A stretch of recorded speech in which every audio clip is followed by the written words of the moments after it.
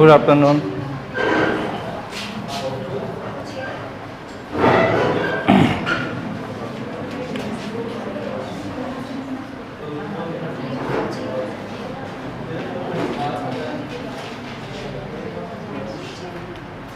आ गए हैं सभी?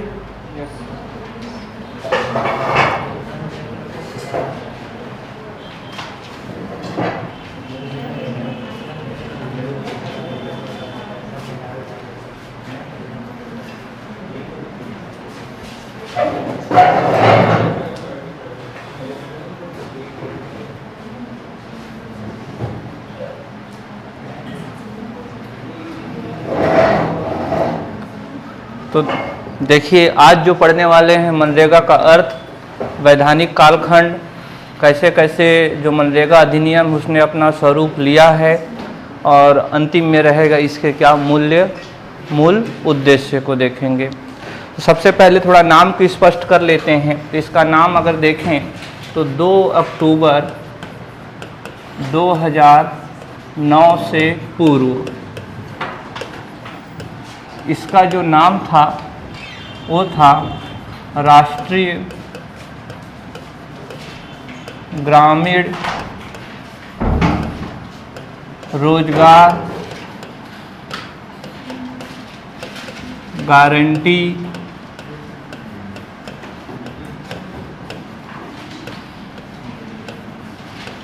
अधिनियम 2005।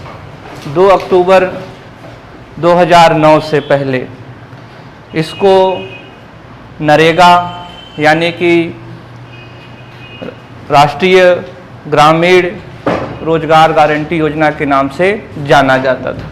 अंग्रेजी में क्या हो जाएगा? National rural employment guarantee act 2005।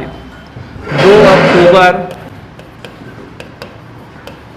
2009 से इसके नाम के आगे महात्मा गांधी जोड़ दिया गया। और ऐसा करने के लिए, चूंकि यह एक कानून है, एक कानून संसद की प्रक्रिया से गुजरता है, तो जब भी उस कानून में कोई बदलाव करना होगा तो आपको वापस कहाँ जाना पड़ेगा? संसद में ही। कार्यपालिका स्वयं से नहीं कर सकती है। तो अभी इस अधिनियम की धारा 1 और धारा 1 की भी उपधारा 1 में संशोधन किया गया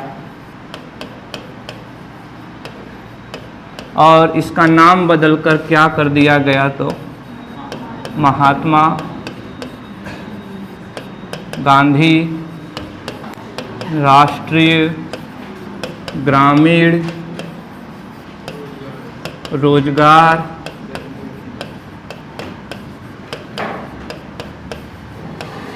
गारंटी अधिनियम 2005।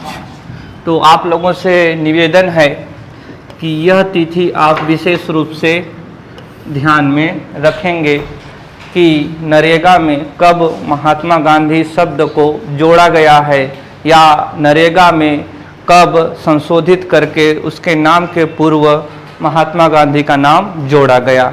तो वह तिथि 2 अक्टूबर होगी और वर्ष क्या होएगा? तो 2009 होगा। तो इसको ज़रा लिखिए। तो फिर अभी हम लोग आते हैं अर्थ पर। तो यहाँ तक तो स्पष्ट है नाम को लेकर। नाम में कोई समस्या होगा तो मेरे से पूछेंगे आप लोग। इससे पहले इसको नरेगा के नाम से जाना जाता था। 2009 के बाद एक ऐसा हो जाएगा तो मनरेगा। क्या हो जाएगा? मनरेगा हो जाएगा। इस नरेगा के पहले क्या जोड़ दिया गया? तो महात्मा गांधी जोड़ दिया गया।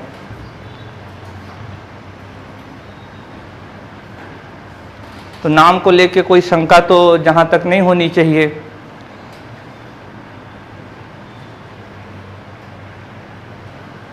अंग्रेजी में भी बताने की जरूरत, अंग्रेजी में तो हो जाएगा।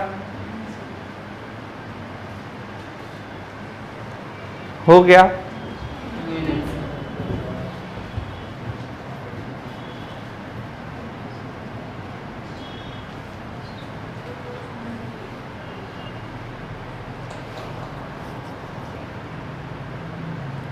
कंप्लीट।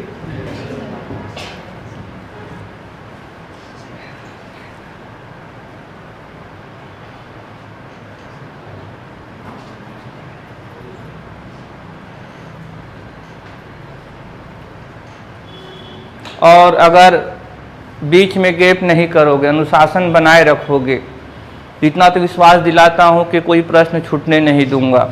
अगर ऑब्जेक्टिव सॉल्व करते रहोगे, साथ में प्रतिदिन आते रहोगे, नियमित अंतराल में रिवीजन करते रहोगे, कुछ मानदंड हैं, अगर उन मानदंड का अनुपालन करोगे तो कोई आपको रोक नहीं सकता है।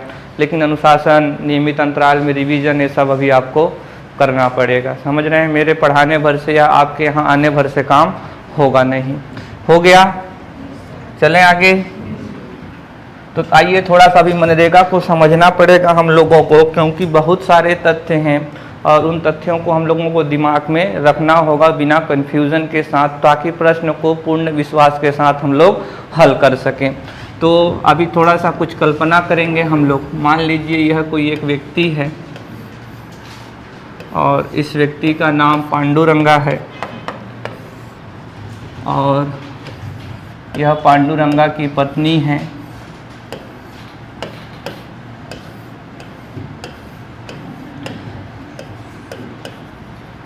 और इनकी पत्नी का नाम है माधुरी देवी।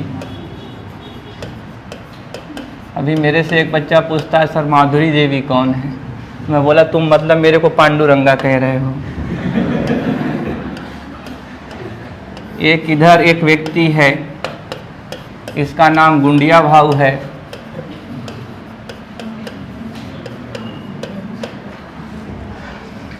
अभी इसके इन लोगों के एक पुत्र भी है और पुत्री भी है। इसके भी 2 पत्नी होगी, एक बच्चा होगा। सॉरी, एक पत्नी, 2 पत्नी एडवेंचर वाला काम है। और इसके भी क्या होंगे तो 2 बच्चे होंगे। पांडुरंगा और माधुरी देवी सीमांत किसान हैं, यानी कि इनके पास कितनी ज़मीन होएगी? 0 से 1 हेक्टेयर या फिर 2.5 एकड़। और ये जो गुंडिया भाऊ हैं, ये भूमिहीन श्रमिक हैं। अभी अगर इनको जीवन जीना है सम्मान के साथ, संविधान का अनुच्छेद 21 जीवन जीने का अधिकार देता है सम्मान के साथ, तो कोई सम्मान से तभी जी सकता है जब उसके पास मूलभूत आवश्यकता को पूर्ण करने का सामर्थ्य हो। क्या है? रोटी, कपड़ा, मकान, मकान को क्या कह सकते हैं? आवास, last but not the least mobile. अगर इनको इन आवश्यकताओं की पूर्ति करनी है तो देखिए, तो ये सीमांत किसान है, इसके पास 2.5 एकड़ का ज़मीन है, लेकिन इस ज़मीन से इसका जितना भी कृषि उत्पादन होगा, इसके साल भर के लिए रोटी की आवश्यकता को पूरी नहीं कर पाएगा। क्यों नहीं कर पाएगा? ज़मीन उतना में आवश्यकता पूर्ति हो सकती है, लेकिन भारत में उत्पादकता इतनी कम है और इन लोगों का कुछ समस्या अलग से होता है, वो भी डिस्कस करेंगे। लेकिन इतनी ज़मीन के साथ ही, अगर इतनी ज़मीन पर ही चाहे कि मैं रोटी, कपड़ा, आवास और मोबाइल की ज़रूरत पूरा कर लूँगा, तो ये नहीं कर सकता। और जब ये 2.5 एकड़ वाला नहीं कर सकता तो भला यह कर पाएगा क्या? नहीं कर पाएगा, क्योंकि इसके पास तो भूमि ही नहीं है। अभी ज़रा देखें, अगर इसको पूरा करना है तो इसको खेती के अलावा क्या चाहिए? रोजगार चाहिए। और इसको तो पूरे वर्ष भर क्या चाहिए? रोजगार चाहिए। तभी ये रोटी, कपड़ा, आवास और मोबाइल की ज़रूरत को पूरा कर पाएगा। अभी समस्या क्या है? तो अभी भारत में कृषि कब से कब तक होती है? तो जून से शुरू होती है।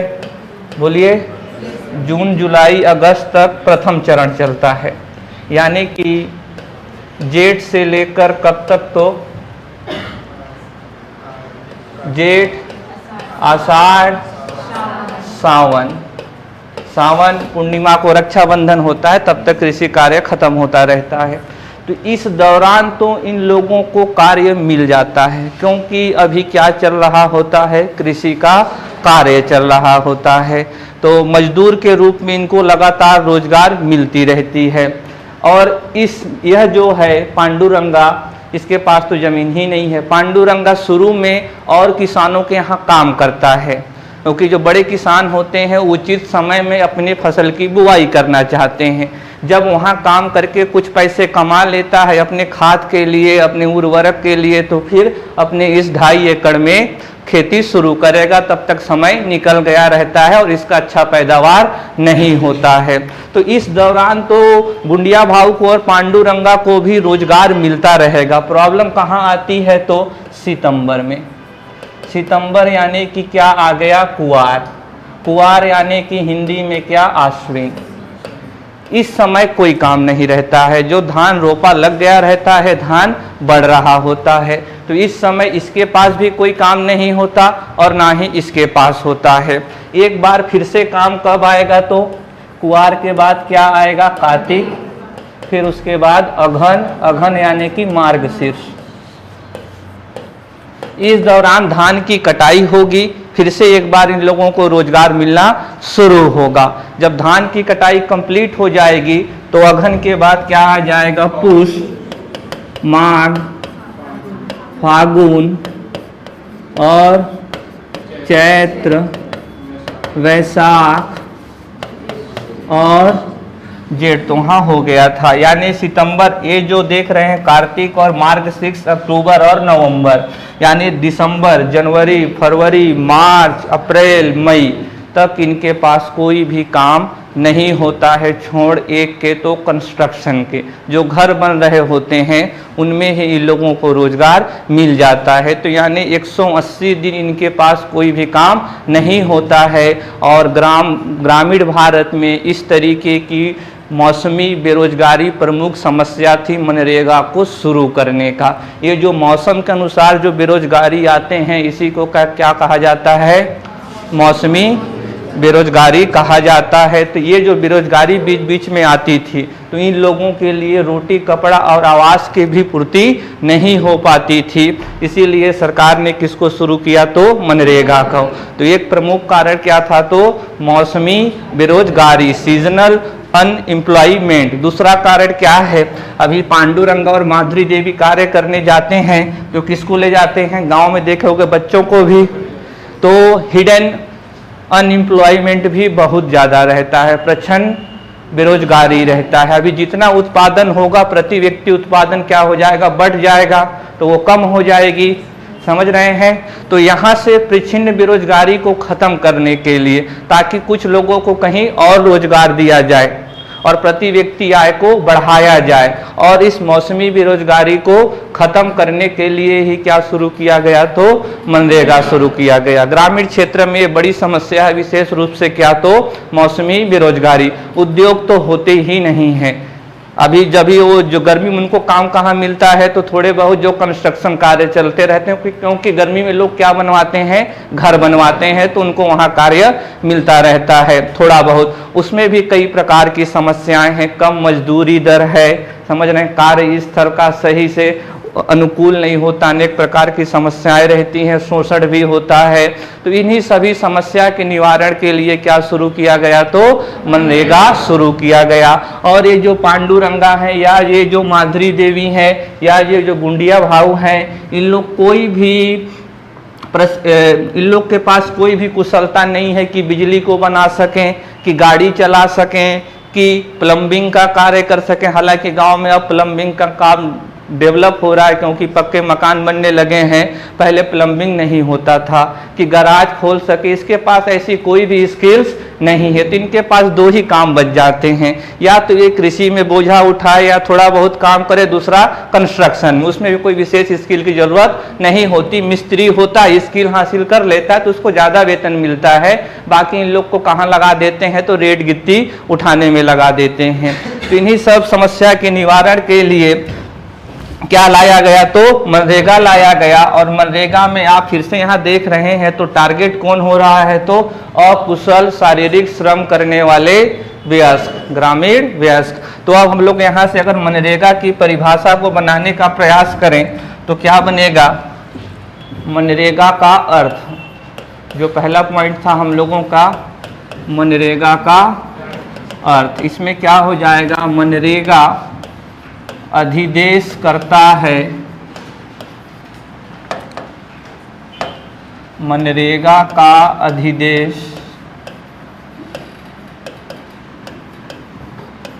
ग्रामीण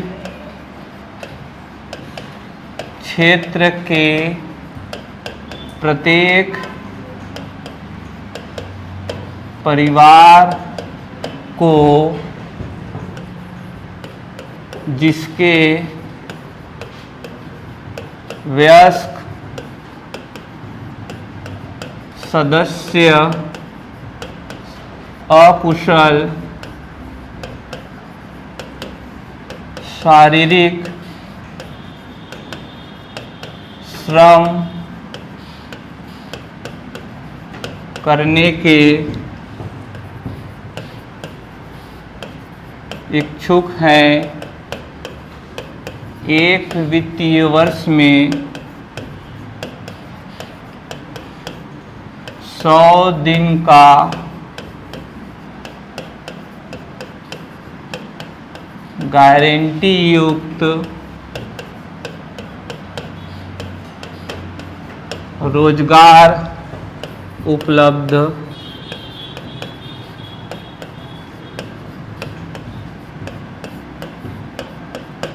कराना है। मनरेगा का अधिदेश क्या हो जाएगा? 100 दिन का रोजगार उपलब्ध कराना। कब? तो यहाँ थोड़ा देखिए, परिभाषा को समझते हैं। तो देखिए, सबसे पहला टारगेट क्या होगा आपका? परिभाषा ही सबसे महत्वपूर्ण है। क्या होगा? तो ग्रामीण क्षेत्र होगा और प्रत्येक परिवार, इसमें परिवार को एक यूनिट माना जाता है, समझ रहे हैं? तो प्रत्येक परिवार को जिसके वयस्क सदस्य यानी 18 साल से ऊपर हैं, तो कभी कथन में आ जाए 18 साल से नीचे, उसको तुरंत गलत करिएगा। तो क्या है? वयस्क यानी कि उसकी आयु कितनी होनी चाहिए? 18 से ऊपर। आगे क्या है? अकुशल शारीरिक श्रम करने वाला होना चाहिए वो। आगे क्या है? तो एक वित्तीय वर्ष। एक वित्तीय वर्ष का मतलब क्या है? 1 अप्रैल से लेकर 31 मार्च तक उसको कम से कम कितने दिन का रोजगार उपलब्ध कराना है? तो 100 दिन का।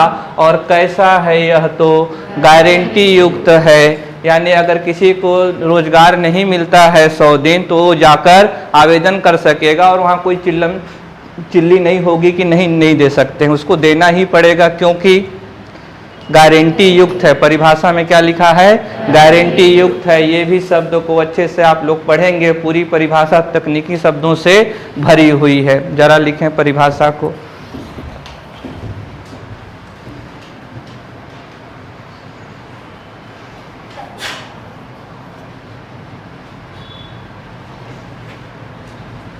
और इसमें जो मूल इसके आदर्श हैं, कल हम लोग कुछ चर्चा किए थे। मूल आदर्श में है कि यह मांग आधारित है। जब भी मांग किया जाएगा तो कार्य देना ही पड़ेगा। आगे यह बॉटम अप रणनीति पर आधारित है, जन केंद्रित है, पीपल सेंट्रिक है, जन केंद्रित है। चौथा, विकेंद्रीकृत व्यवस्था पर आधारित है। बोलिए, क्योंकि इसमें विकेंद्रीकृत का मतलब क्या है? मनरेगा से संबंधित निर्णय लेने की शक्ति केवल एक इकाई के पास नहीं है। कुछ शक्ति जनपद पंचायत के पास, कुछ शक्ति जिला पंचायत के पास और कुछ शक्ति ग्राम पंचायत के पास और कुछ शक्ति ग्राम सभा के पास। समझ रहे हैं? इसीलिए इसको क्या कहा जा रहा है? विकेंद्रीकृत व्यवस्था, क्योंकि इससे संबंधित जो भी निर्णय लिए जाएंगे उसमें किसकी भूमिका है? तो ग्राम सभा की और ग्राम पंचायत की भी। समझ रहे हैं? आगे इसमें विशेष रूप से भला किसका होना है? तो महिला का, अनुसूचित जाति और अनुसूचित जनजाति, शेड्यूल कास्ट और शेड्यूल ट्राइब्स का भी भला होना है। तो ये इसके क्या है, मूल आदर्श है, ये इसके मूल आदर्श हैं। तो यहाँ तक की बातें स्पष्ट हैं। लिखे तो हम लोग फिर आगे बढ़ते हैं वैधानिक कालखंड में।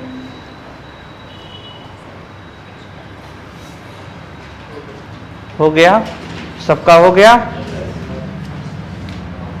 तो अभी आगे क्या हो जाएगा, तो वैधानिक कालखंड।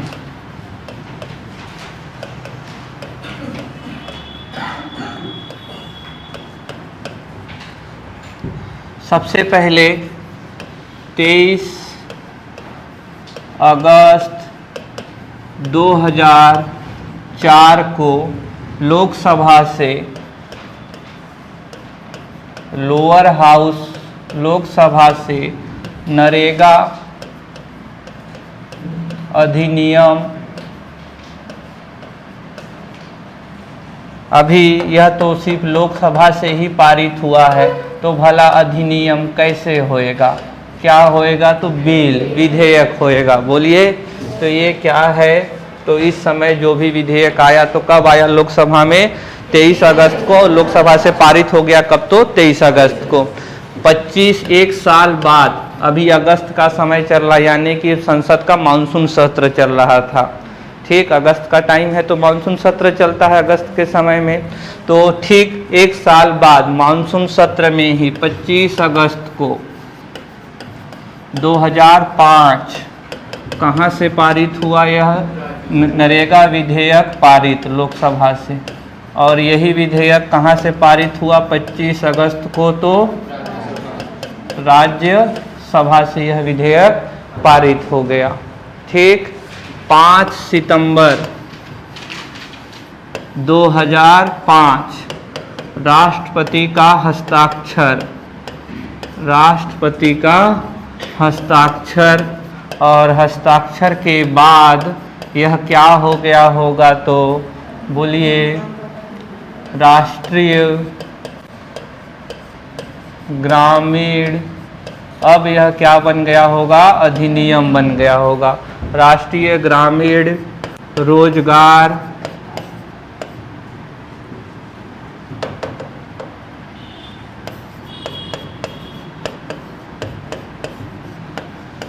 गारंटी अधिनियम 2005 बन गया होगा। समझ रहे हैं। 7 सितंबर 2005 राजपत्र में अधिसूचना प्रकाशित हो गई, गैजेट नोटिफिकेशन जारी हो गया। कब, तो 7 सितंबर 2005 को, और आगे जाकर 2 फरवरी 2006 को यह क्या हुआ, लागू हुआ। तो यही क्या कहलाता है, मनरेगा का वैधानिक कालखंड, कि कब किस समय में कौन कौन सी प्रगति हुई। तो आप यहाँ लोकसभा से यात्रा देख रहे हैं, कब तक, तो लागू होने का। कितनी तिथि है टोटल, 5 है। कितनी है, 5। और देखें, इसको याद करने का सहज तरीका क्या है, एक तो रिवीजन करते रहें, दूसरी बात क्या है, तो यहाँ कितने का गैप है, तो 2 दिनों का। यहाँ भी गैप कितने दिनों का है, 2 दिनों का। कुछ और ट्रिक ले सकते हैं कि ये दोनों, ये सभी कैसे हैं, ऑड नंबर हैं, ये सभी कैसे हैं, विषम संख्या हैं, केवल एक छोड़कर, तो 2 फरवरी को। समझ रहे हैं। 2 फरवरी को आर्द्र भूमि दिवस भी होता है। समझ रहे हैं। तो ये तिथि याद रहेंगे आपको। प्रक्रिया कहाँ से शुरू होगी, तो 23 अगस्त को। 23 अगस्त को क्या हुआ था, लोकसभा से पारित हुआ। 25 अगस्त को राज्यसभा से पारित हुआ। 5 सितंबर को राष्ट्रपति ने हस्ताक्षर किया। 7 सितंबर को राजपत्र में प्रकाशित हो गया, और 2 फरवरी 2006 को लागू हुआ। तो यानी लगभग देख रहे होंगे, तो 2000 से कहाँ तक आए हैं, 2006 तक। तो लगभग 1.5-2 साल समय इसको लगा है अधिनियमित और लागू होने में। समझ गए इतनी बात। हाँ, बढ़े आगे, लिख लिए हो? हाँ, अभी देखना है, दो बातें होती हैं। एक होता है मनरेगा, एक होता है मनरेगा और दूसरा होता है मनरेग्स। दोनों में अंतर क्या है? महात्मा गांधी, इसको मैं फिर से लिख देता हूँ, महात्मा गांधी राष्ट्रीय ग्रामीण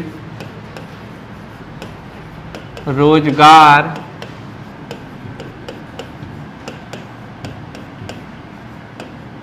गारंटी अधिनियम, इसका पूर्ण रूप है। इधर वाले का देखें तो महात्मा गांधी राष्ट्रीय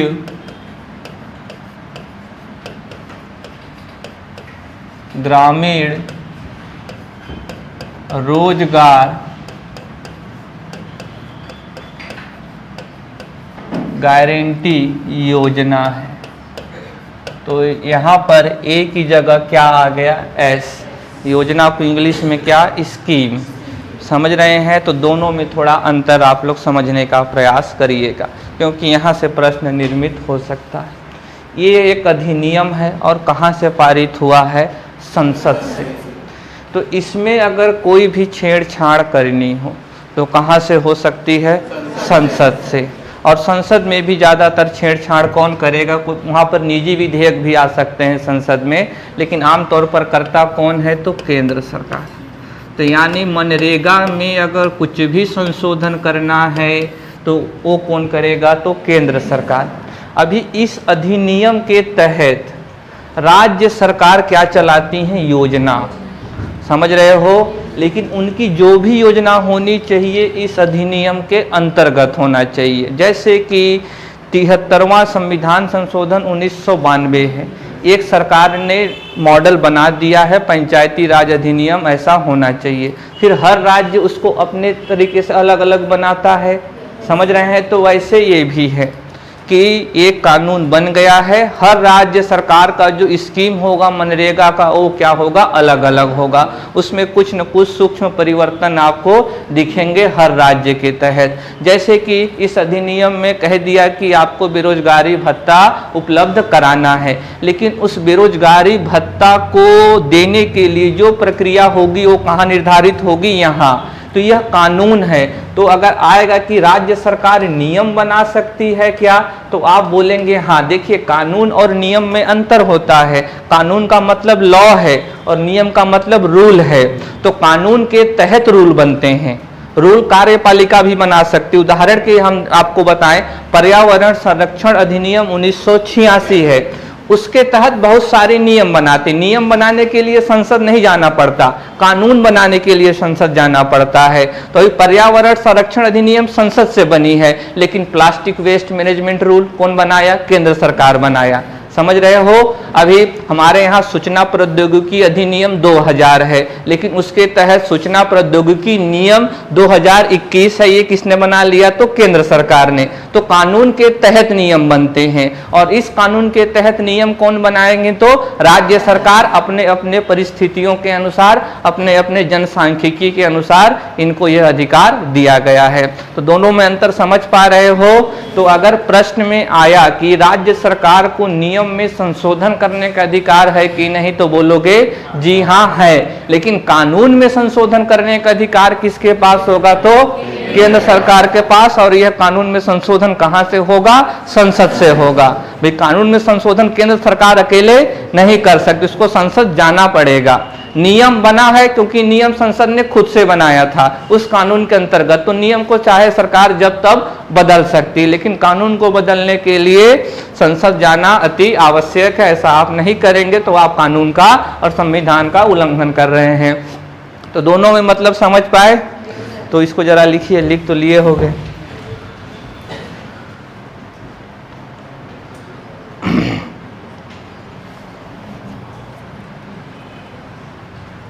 तो इतनी तक, यहां तक बात समझ में आई सबको? सबसे पहले हम लोगों ने देखा इसका नाम क्या है, नाम से कैसे प्रश्न आएगा। नाम से एक प्रश्न यह है कि इसमें इसका नाम कब परिवर्तित किया गया था, ठीक। और परिभाषा में जो शब्द मैं अंडरलाइन किया था उससे कथन बनेंगे, और ऐसा मेरी कोई कल्पना नहीं है, यूपीएससी में प्रश्न पूछा जा चुका है डेफिनेशन से ही। आपकी भी परीक्षा में बहुत सारा प्रश्न कहाँ से आता है, तो डेफिनेशन से आता, उसी को स्टेटमेंट बनाया जाता है। तो स्टेटमेंट में लिख देगा वयस्क, लिख देगा अकुशल शारीरिक श्रम करने वाला, अकुशल की जगह अ हटा देगा और क्या कर देगा, कुशल।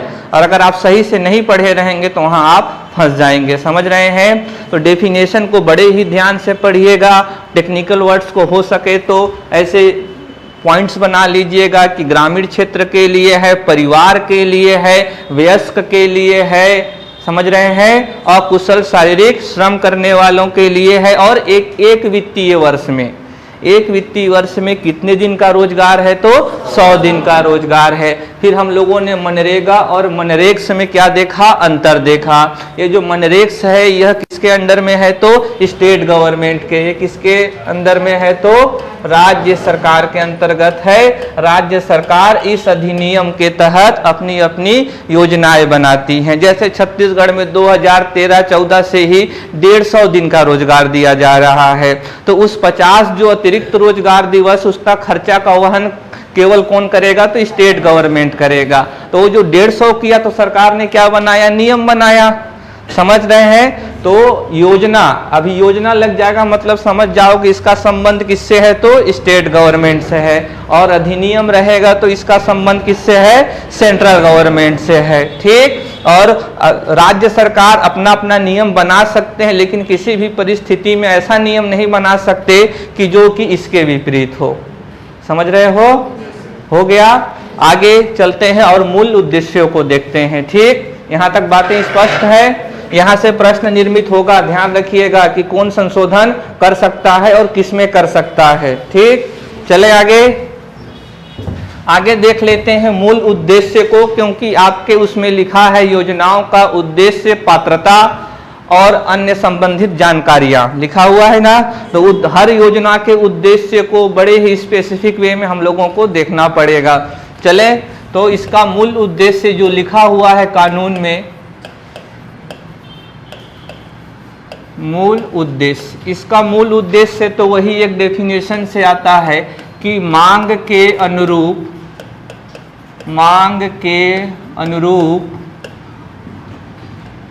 100 दिन का रोजगार उपलब्ध कराना, इसका क्या है, तो पहला उद्देश्य है। जब भी मांग आएगा तो 100 दिन का रोजगार हम क्या कराएंगे, उपलब्ध कराएंगे।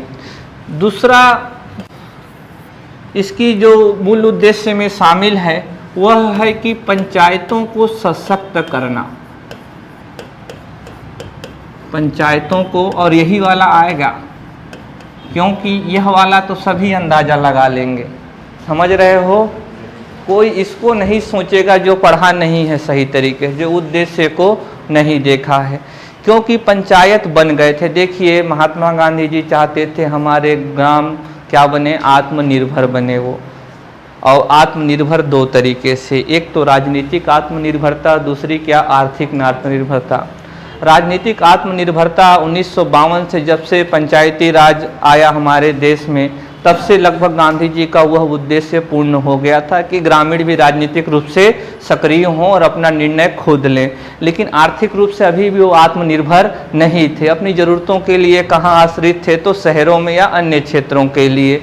तो ये पंचायत क्या थे, उनकी राजनीतिक आत्मनिर्भरता हासिल करने की ओर एक कदम था। और ये पंचायत सही से कार्य नहीं कर रहे थे। तो अभी इस मनरेगा में पंचायत को शामिल किया जाए कि आप ही बताइए कि आपके गांव में कहाँ तालाब होना चाहिए जिसका प्रयोग पूरा समुदाय करे। देखिए दो तरीके से होता है, एक ऐसा तालाब होता है जो पूरा समुदाय प्रयोग करता है, और अगर मैं पांडुरंगा किसान हूँ तो बोलूँगा मेरी जमीन के पास एक डबरी बना दिया जाए तो मेरे अपने के लिए रहता है। डबरी भी सैंक्शन होता है मनरेगा के तहत, बोलिए, भले लोग डबरी की जगह खेत बनवा लेते हैं, डबरी बनती नहीं है जमीन पर, लेकिन अभी मैं किसान हूं तो मेरा एक अलग से पास हो जाएगा, और जब भी मेरा डबरी बनेगा तो लोगों को कार्य मिलेगा, लेकिन कोई भी वहां पर कुशल श्रमिक को नहीं लगा सकता है, ऐसा लिखा हुआ है किसमें, तो मनरेगा में। लेकिन लोग लगा देते हैं, कई लोग तो जाते भी नहीं है, तो ऊपर ही पैसा आता रहता है, वो अलग विषय है। लेकिन ये है कि वहाँ जो भी कार्य करेगा वो कौन करेगा, तो अकुशल श्रमिक करेगा। तो समझ रहे हैं पंचायतों वाला कि उनको भी शामिल करना है, पंचायतों को भी एक्टिविटी में लाना है, और मनरेगा एक माध्यम था जिससे पंचायतों को सक्रिय कर सकते थे, क्योंकि मनरेगा का संबंध सामान्य जन से था, जिन अवसंरचना का उपयोग वो करते हैं, जैसे सड़क हो गया। समझ रहे हैं? तो ये बात स्पष्ट है कैसे मैं क्या कहना चाह रहा हूं पंचायतों की सक्रियता को लेकर। बोलिए, तीसरा है आजीविका सुनिश्चित करना।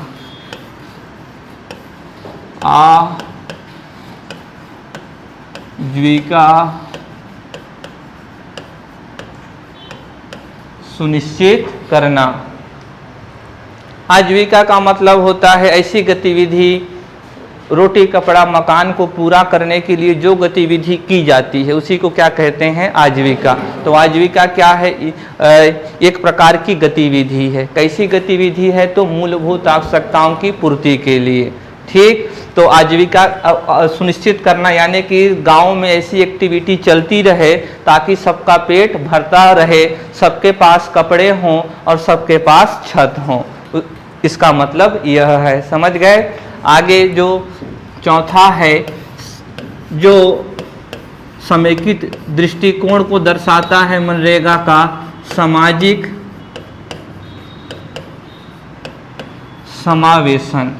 सामाजिक समावेशन का मतलब क्या है कि यहाँ पर क्या होनी चाहिए, तो मनरेगा में, और कई लोग ये भ्रम से निकाल दें कि सिर्फ पुरुष ही काम करते हैं, माधुरी देवी को भी काम मिलता है मनरेगा में। यहाँ तक कि यह बात कानून में लिखा हुआ है कि 1/3 काम किसको मिलना चाहिए, महिलाओं को मिलना चाहिए। तो ये भ्रम निकाल देना कि सिर्फ पुरुष ही जाते हैं, महिलाओं को भी कार्य मिलता है इसमें, और 1/3 सुनिश्चित कर दिया गया है। महिला हो, SC ST हो, भूमिहीन कृषक हो, सभी समुदाय के लोगों को इसमें हम लोगों को शामिल करना है। तो इसका मूल उद्देश्य ये क्या है, तो सामाजिक समावेशन है। सामाजिक समावेशन का मतलब क्या है, सोशल इंक्लूजन। जैसे फाइनेंशियल इंक्लूजन होता है, अभी प्रधानमंत्री जन धन योजना के तहत जो गरीब ग्रामीण महिलाएं थे उनके खाते खोले गए थे, तो जब अधिक से सभी समाज के सभी लोगों का, चाहे गरीब हो चाहे अमीर हो, जब उनको बैंक से जोड़ते हैं तो उसको कहा जाता है फाइनेंशियल इंक्लूजन, वित्तीय समावेशन।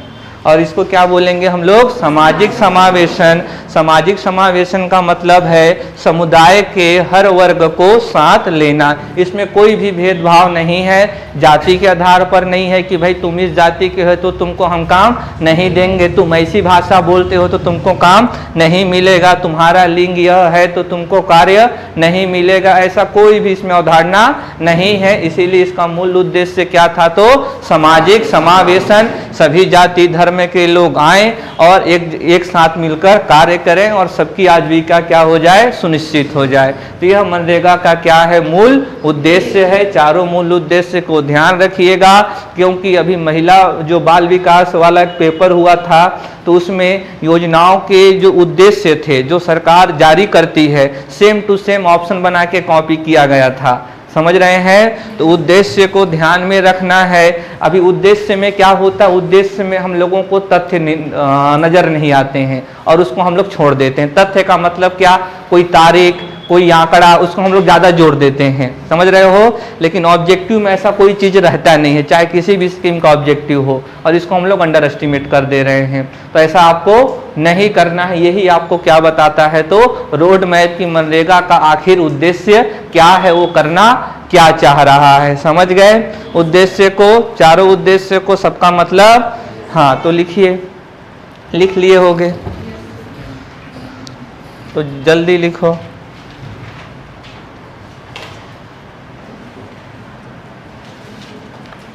आज मैच है और मैच रहता है तो मेरा पेट दर्द या मेरा तबीयत खराब हो जाता है, लेकिन फिर भी मैं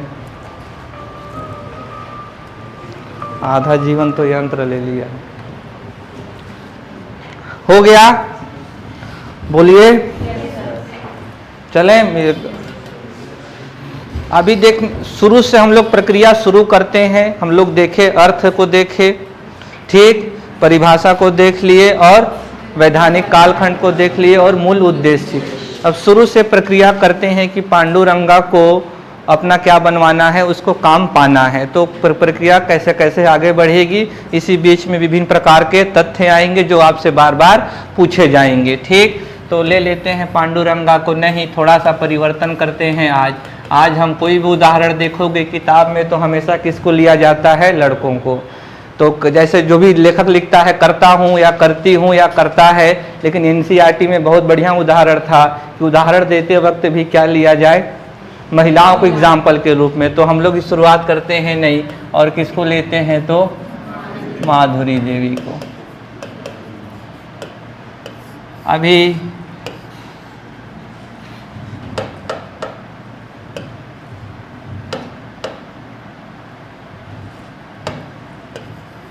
भला ग्रामीण कहाँ खुश रहता है?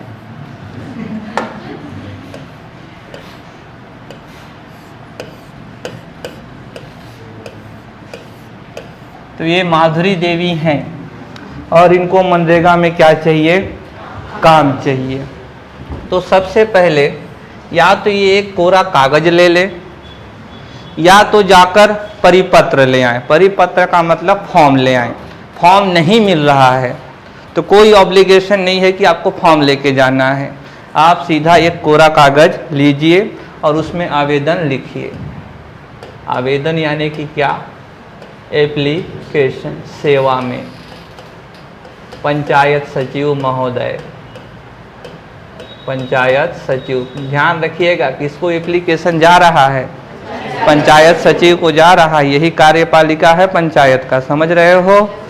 ठीक, पंचायत सचिव को जा रहा है। और फिर इसमें आगे रहेगा मैं माधुरी देवी, पति पांडुरंगा, बच्चे इतना इतना, मेरे को क्या चाहिए? तो रोजगार चाहिए। और फिर यहाँ अपना हस्ताक्षर करके, हस्ताक्षर करने जानेंगी नहीं माधुरी देवी तो क्या लगाएंगी? थंब इम्प्रेशन देंगी। फिर इसको ले जाकर ये कहाँ सबमिट कर देंगी? तो पंचायत कार्यालय। पंचायत कार्यालय अपना आगे की गतिविधि करेगा और कानून में लिखा हुआ है कि एक पखवाड़े के अंतर्गत, एक पखवाड़ा यानी कि क्या? 15 दिन। समझ रहे हैं? एक पखवाड़े के अंतर्गत फिर पंचायत इनको क्या देगा? तो जॉब कार्ड देगा। समझ रहे हैं? तो जॉब कार्ड अब है क्या, उसको अभी लिखेंगे आगे। लेकिन ये तो बात है कि समझ गया कि शुरू कहाँ से होगा। किसी को भी अगर मनरेगा में शामिल होना है तो उसको क्या करना पड़ेगा? एक आवेदन लिखना पड़ेगा। आवेदन लेकर कहाँ चला जाएगा? पंचायत कार्यालय में। पंचायत कार्यालय फिर उसका सत्यापन करेगा दस्तावेज का। समझ रहे हैं? सत्यापन करने के बाद अगर उनको उचित लगता है तो फिर क्या जारी करेंगे? तो जॉब कार्ड। अभी हमारा देश है, यहाँ पर अगर समय सीमा ना हो तो किसी को तो 2-3 साल में न मिले। समझ रहे हो? तो समय सीमा तय करना जरूरी है ताकि वो उस सीमा में उसको दे। नहीं रहेगा तो नहीं मिलेगा। बहुत ही खतरनाक देश है हमारा। तो ये एक जो पखवाड़ा है ये 15 दिन में उसको जॉब कार्ड देना ही पड़ेगा। तो जरा डायग्राम को बनाइए। ये डायग्राम हमको परीक्षा में याद रहते हैं, लिखे हुए शब्द हमको कम याद रहते हैं। समझ रहे हो? परीक्षा में हाँ आवेदन साक्षर नहीं है तो जैसे मेरे पिताजी बचपन में शिक्षक थे गांव के, तो मेरे गांव में बचपन में देखता था लगभग हर रविवार कोई ना कोई लोहार जाति, आजू बाजू लोहार और गौड़ जनजाति के लोग रहते हैं, तो उन लोग लिखवाने आते थे एप्लीकेशन। तो किसी से लिखवा सकते हैं या फिर जाकर पंचायत सचिव से ही मदद मांग सकते हैं। लेकिन मैं पहले ही बताया उनको खुद ही मदद की ज़रूरत रहती है। बोलिए। हाँ, तो लेकिन फिर भी आप आसपास ऐसे लोग रहते हैं जिनसे आप मदद लेकर एक कार्य करा सकते हैं।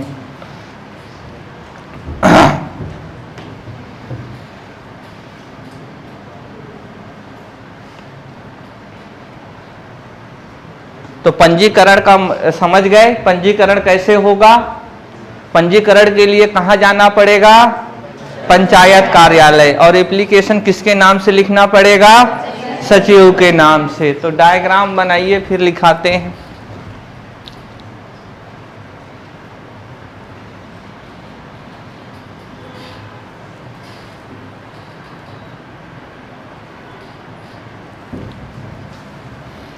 स्पष्ट है चीजें, कैसे प्रक्रिया आगे बढ़ेगी?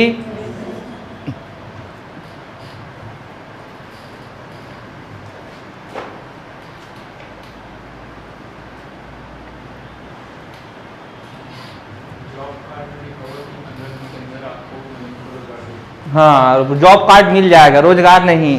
अभी क्या है, वो जो जॉब कार्ड रहता है ना, वो मिल जाएगा। उसके बाद फिर आप जहाँ भी काम चलता रहेगा मनरेगा का। मैं किसान हूँ, मेरा अभी डबरी बन रहा है, तो आप वहाँ जाइए, जॉब कार्ड दिखाइए, आपको क्या मिल जाएगा? काम मिल जाएगा। या पंचायत कोई सड़क बनवा रही है या कोई डैम बन रहा है, चेक डैम, स्टॉप डैम बन रहा है, वहाँ जाइए, आपको रोजगार मिल जाएगा। सबसे पहले तो आपको चाहिए क्या? Job card. बिना जॉब कार्ड के कोई मामला सेट होना ही नहीं है। तो जॉब कार्ड चाहिए, लेकिन जॉब कार्ड के लिए क्या करना पड़ेगा? पंजीकरण करना पड़ेगा। समझ रहे हैं? तो पहला स्टेप क्या हुआ हम लोगों का? पंजीकरण। क्या हुआ? पंजीकरण। पंजीकरण हो जाएगा। पंजीकरण के लिए आवेदक को आवेदन लिखना होगा। बोलिए, किसके नाम से? पंचायत सचिव के नाम से। सचिव जी, वो वाली देखे हो क्या? पंचायत, हाँ, सचिव जी उसमें रहते हैं, जीतू भैया। आगे क्या है फिर? इस आवेदन को कहाँ जाके जमा करना पड़ेगा? तो पंचायत कार्यालय में जमा करना पड़ेगा। ठीक। इसके बाद तीसरा बिंदु, और एक पखवाड़े के अंदर कब? दस्तावेज जमा करने के बाद। दस्तावेज जमा किया गया, अभी जमा करने जाओगे ना क्या अपना आवेदन, तो वो एक क्या देगा आपको? रिसिप्ट, रसीद देगा। उसमें तारीख, सील सब रहेगा। 15 दिन बाद आप वहाँ पहुँच जाइए, निकालिए मेरा क्या? Job card. तो दस्तावेज जमा करने की तिथि से ये एक पखवाड़ा कब से जोड़ा जा रहा है? दस्तावेज जमा करने की तिथि से। बोलो, दस्तावेज जमा करने की तिथि से। और एक पखवाड़े में लिख लेना 15 दिन, कल को पता नहीं क्या है ये पखवाड़ा। आगे क्या है? तो अभी उसको क्या मिल जाएगा? एक पखवाड़े के अंतर्गत जॉब कार्ड मिल जाएगा। अब देखते हैं जॉब कार्ड क्या है। तो अभी जॉब कार्ड देखिए, यहाँ लिखते बहुत हो।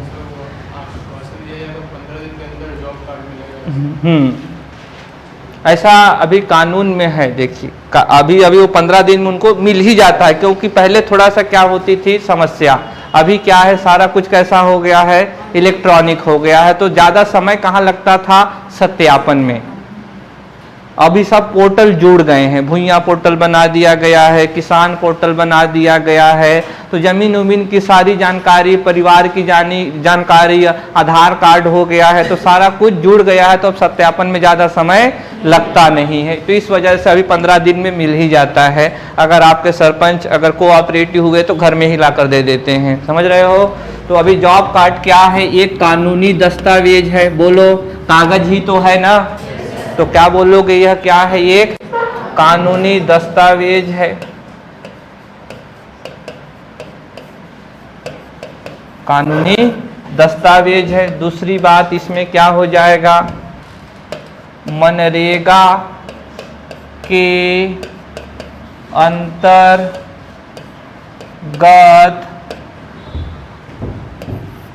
हकदारियों को लिपिबद्ध किया गया है। लिपिबद्ध का मतलब क्या है? जो भी लाभार्थी होगा उसके एंटाइटलमेंट को, उसके हक को स्क्रिप्ट कर दिया गया है, लिख दिया गया है, लिपिबद्ध कर दिया गया है। लिपि का मतलब क्या है? स्क्रिप्ट। क्या है? स्क्रिप्ट। जैसे कि यह देवनागरी लिपि है, इसी भाषा को मैं इसी भाषा को अभी किसी और लिपि में लिख सकता हूँ। समझ रहे हो? एक ही चीज को दो लिपि में लिख सकते हैं। भाई पांडुरंगा को मैं ये लीजिए रोमन लिपि में लिख दिया, बोलो। अब देवनागरी लिपि में लिख दिया इसको, ब्राह्मी और लिपि जानता नहीं हो तो उसमें भी लिख देता। तो क्या है इसमें? क्या रहता है? लिपिबद्ध रहता है, यानी उसकी हकदारियां उस दस्तावेज में लिखी रहती हैं। तीसरी बात है कि यह जॉब कार्ड मनरेगा के तहत काम पाने के लिए, मनरेगा के तहत काम पाने के लिए आवश्यक है या फिर पहली शर्त है। जॉब कार्ड क्या होएगा? तो पहला शर्त होएगा। और जॉब कार्ड दूसरे भाषा में काम प्राप्त करने का अधिकार प्रदान करती है। समझ रहे हो? घुमा फिरा के बात वही है, लेकिन फिर भी दिमाग में आपके स्पष्ट होना चाहिए। समझ रहे हैं? तो यह क्या है? जरूरी है, काम पाना है तो जॉब कार्ड आपको पहले पंजीयन कराना पड़ेगा, फिर आपको क्या मिलेगा? जॉब कार्ड मिलेगा। और अगर आप ऐसे जाओगे, ऐसे बिना कार्ड के बोलोगे काम दो, तो कोई नहीं देगा। आपको क्या चाहिए होगा? Job card. एक ऐसे मिलेगा तो पंजीकरण से, ठीक। और तो ये सभी बातें जान जाओगे क्या है। तो यह एक कानूनी दस्तावेज है, कागज का टुकड़ा होगा, बोलिए, जिसमें हमारे अधिकारों को लिपिबद्ध किया गया होगा। और इसको दिखाकर हम कभी जहां भी मनरेगा के तहत काम चल रहा है, काम प्राप्त कर सकते हैं। चलें आगे, लिख लिए हो?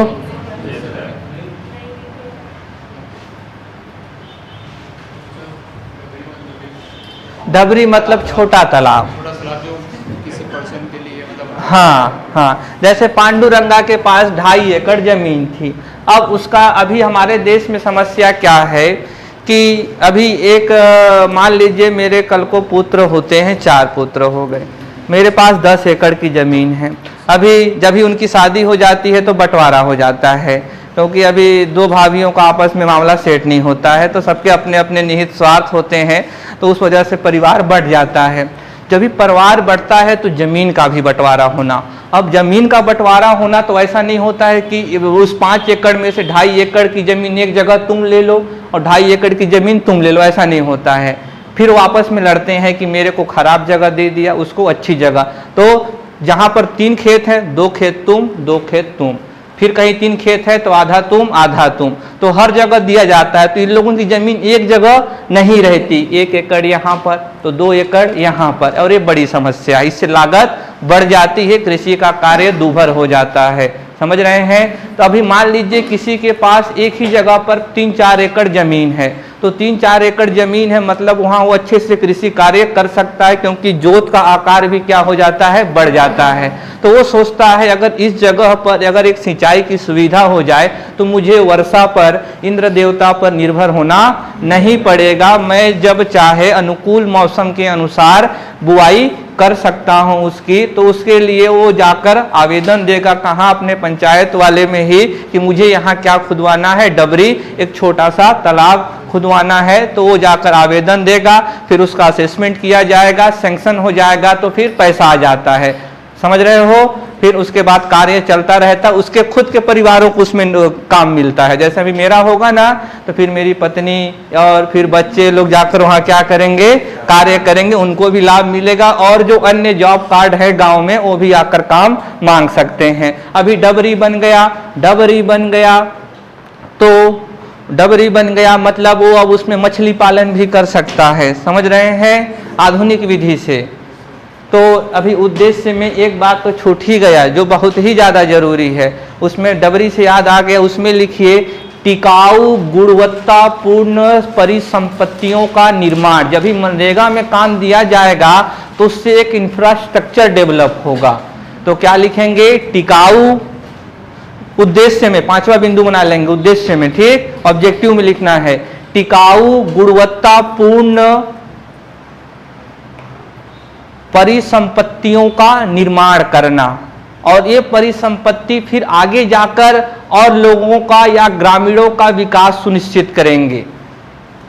टिकाऊ गुणवत्तापूर्ण परिसंपत्तियों का निर्माण करना, ऐसा सरकार क्यों कर रही है? क्योंकि अभी ये जो परिसंपत्तियां बनेंगी, ये जो एसेट क्रिएट होंगे, ये आगे जाकर ग्रामीण डेवलपमेंट को बूस्ट करेंगे। कैसे?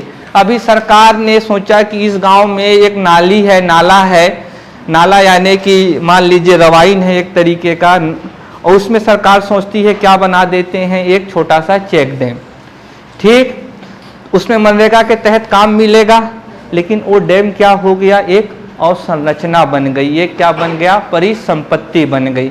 इसी तरीके से अभी स्कूल बना दिया जाए तो उसको बनने में किसी को काम मिलेगा, या मैंने डबरी बनाया तो ये क्या बना? सिंचाई का अवसंरचना बना। समझ रहे हैं? या एक सामुदायिक तालाब बनवा दिया सरकार ने, जो ग्राम पंचायत के पास भूमि थी उसमें पंचायत ने क्या बना दिया? तालाब। तो एक सिंचाई की सुविधा डेवलप हुई कि नहीं हुई? तो लोगों को रोजगार देने के साथ साथ मनरेगा का एक अहम संकल्पना है कि इसमें एक टिकाऊ गुणवत्तापूर्ण क्या बनना चाहिए? एसेट यानी कि परिसंपत्ति बनना चाहिए, जिससे पंचायत को लाभ होता रहे। समझ रहे हैं? तो वो डबरी क्या होता है? छोटा तालाब होता है। उसमें अगर किसानों को प्रशिक्षित कर दिया जाए तो वो मछली के उत्पादन करके अतिरिक्त अपना आय कमा सकते हैं। समझ रहे हो? तो जॉब कार्ड को समझ गए? ठीक है, तो आज के लिए बस इतना ही। 1:30 बजे के बाद भी बैठ लोगे? हैं? इसीलिए मैं सोचा 1:30 बजे, कल 2 बज गए थे।